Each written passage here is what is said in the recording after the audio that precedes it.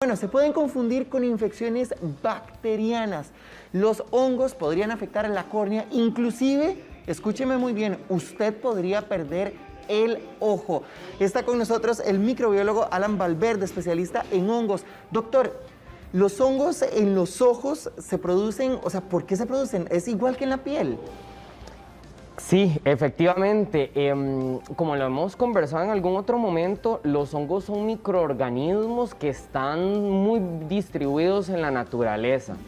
Ellos normalmente no le van a causar, digamos, daño a la persona, pero si por algún motivo accidental llegan al estroma del ojo, ¿verdad? Al estroma corneal, a la conjuntiva, entonces podrían eventualmente causarle problema. Entonces, el tema aquí es que si bien es cierto, hay hongos que están exógenos, digamos, en la naturaleza, en la tierra, en los vegetales, también hay hongos que viven con nosotros, que son parte de nuestra microbiota autóctona. Entonces, en ciertas circunstancias, la manipulación del ojo podría hacer que alguno de estos honguitos también pudiera empezar a causarnos un problema. Entonces, sí, ciertamente podemos tener una infección fúngica ocular de manera exógena que viene de un hongo del ambiente, o también a manera endógena causada por un hongo que ya está dentro de nuestro cuerpo, o sea, que es parte de nuestra misma flora,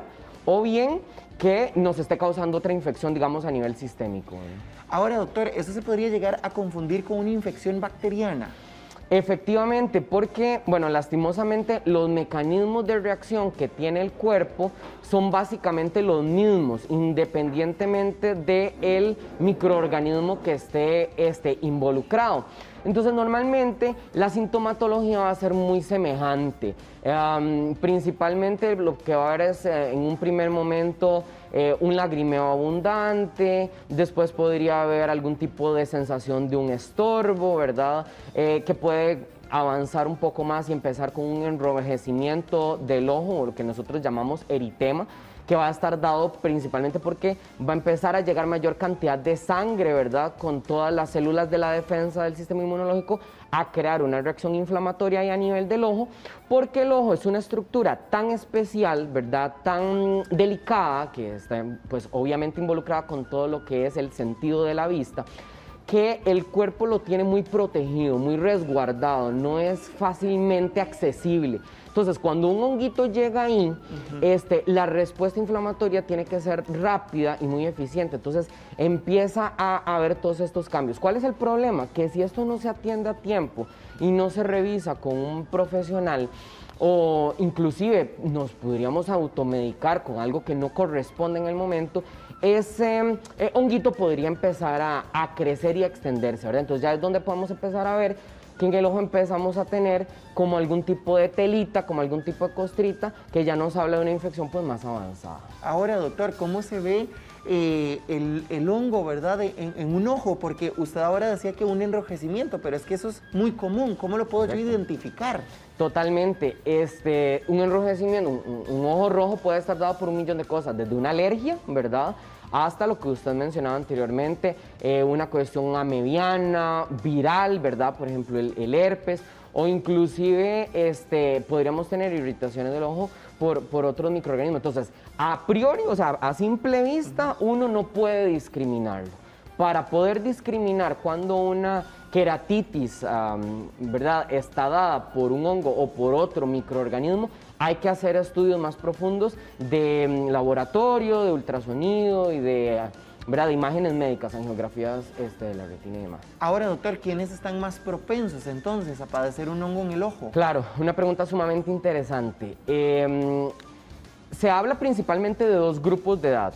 Niños pequeños, precisamente por el hecho de que están más expuestos en el recreo, jugando, ¿verdad?, que les caiga tierra en el ojo, o que de pronto se suben a un árbol y les puede caer algún tipo de basurita, ¿verdad?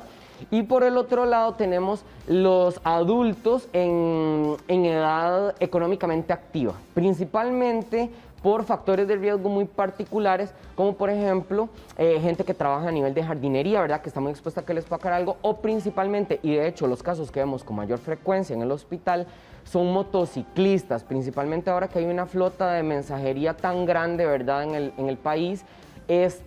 Principalmente cuando el motociclista no toma las medidas de protección, como el uso del casco con su el careta, exactamente, con la visera, la posibilidad de que el viento traiga partículas de polvo, de piedras, de insectos, otras cosas que vengan con un hongo y se incrusten en la conjuntiva, digamos, es muy alta. Y es muy interesante porque también hemos visto una diferencia, por lo menos aquí a nivel de Costa Rica, con respecto a los lugares donde hay más casos y con respecto a la época del año donde hay más casos. Y es que precisamente en esta época de verano, donde hay menos precipitaciones, hay más viento, el sol es más fuerte, hay más posibilidad de que haya movimiento de todas estas partículas del polvo, del suelo, que vienen cargadas de las esporas, que son estas, propiamente estas bolitas, ¿verdad? Doctor,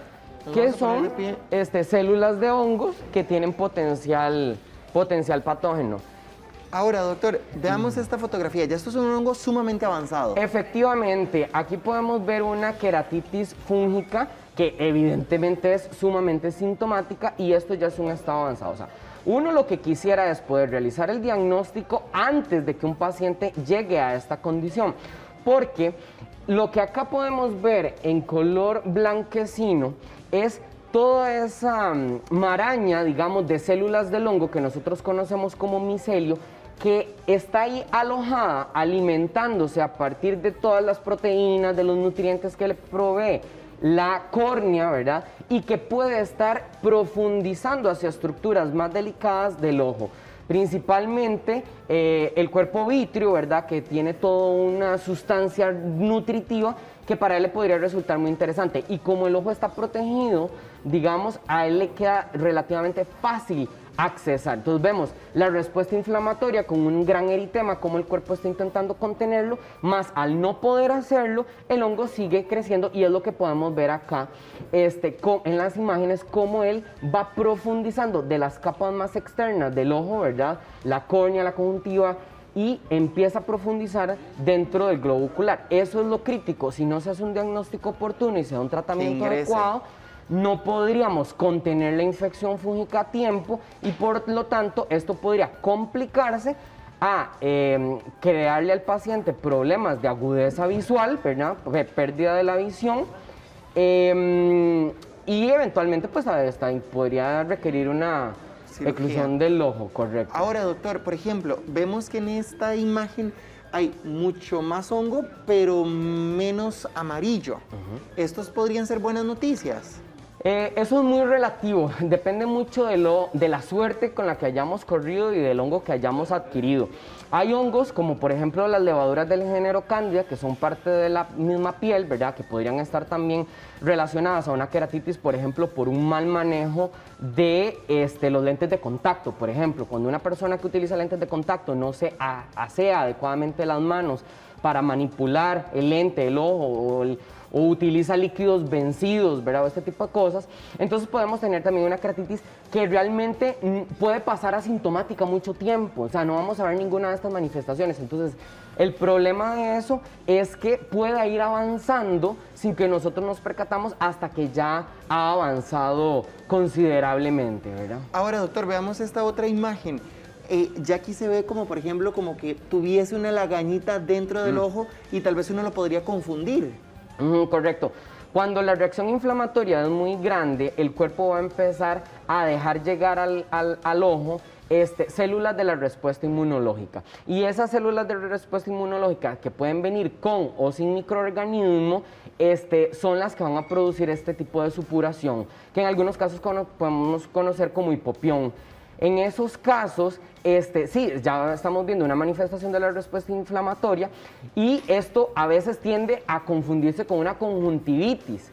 Las conjuntivitis es una infección, la mayoría de las veces dada por bacterias, que normalmente se restringe, digamos, a la conjuntiva del ojo, ¿verdad? Que es una capa mucosa que está superficial, que lubrica y demás. Entonces, el problema es que la gente normalmente tiende a pensar que esto es una bacteria y se empieza a tratar con antibióticos, ¿verdad? Como tipo terramicina, este tipo de cosas. Cuando hacemos eso y no es una bacteria, sino que es un hongo, podemos estar abriendo la puerta para que este otro tipo de microorganismo empiece a crecer y a desarrollarse. Es la importancia de atenderse oportunamente con un oftalmólogo para que le pueda mandar a hacer los exámenes de laboratorio pertinentes, los cultivos y demás, para que de esa manera podamos identificar efectivamente y darle un tratamiento adecuado y contener esta infección, ¿verdad? Doctor, muchas gracias por habernos acompañado esta mañana. Con todo gusto.